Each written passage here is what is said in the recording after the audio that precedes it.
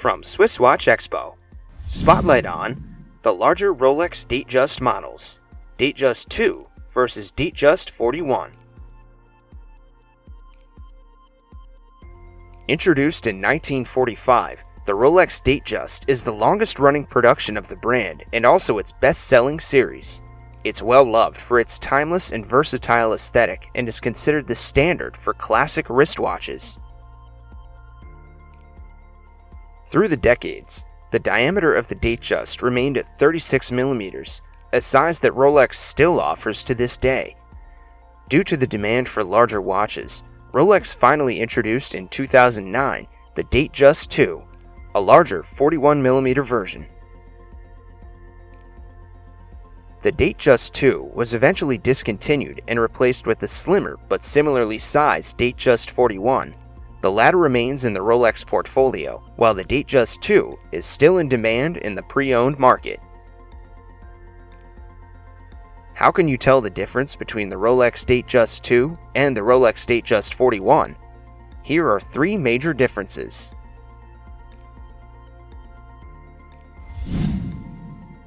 First is their appearance.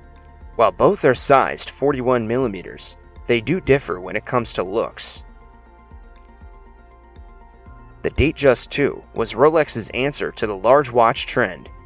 Over the decades, men's watches increased dramatically in size, and the Rolex offered larger sport models like the 44mm Sea Dweller Deep Sea. With the Datejust II, men who wanted larger dress watches finally had their go-to timepiece. It had all the classic elements of the Datejust: the oyster case, the date, and the Cyclops lens, combined with a thicker bezel and thicker lugs.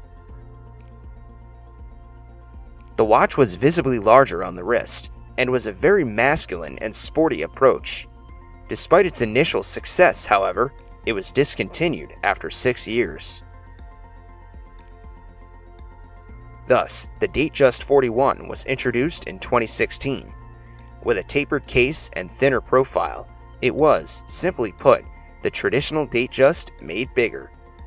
Not only did it attract Datejust fans who desired a bigger watch, but also a younger audience.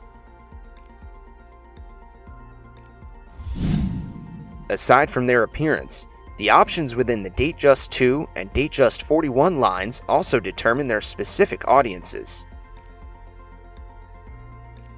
Due to its short production, the Datejust 2 was only offered in stainless steel and Rolex white and yellow gold. It was also only offered with the oyster bracelet to emphasize its sportier nature.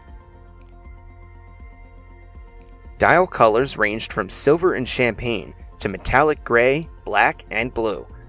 A choice of Arabic, Roman, and diamond hour markers also existed in the range. Enjoying this video so far? Subscribe to our channel and get updates on new videos.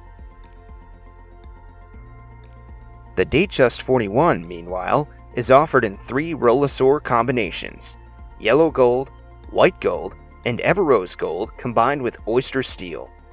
A year after, it was also offered in full oyster steel. One can choose between the oyster and jubilee bracelets.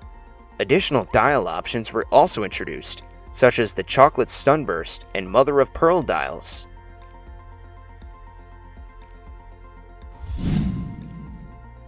Aesthetics aside, the biggest difference between the Datejust 2 and Datejust 41 actually lies on the inside. The Datejust 2 is powered by the caliber 3136, a movement based on Rolex's base movement, the caliber 3135. By the time that the Datejust 41 was developed, Rolex was already onto its next generation of movements, the caliber 32 series. The Datejust 41 is equipped with the caliber 3235, whose chronergy escapement, high-capacity barrel, and greater use of nickel-phosphorus alloy resulted in a 70-hour power reserve and improved magnetic resistance.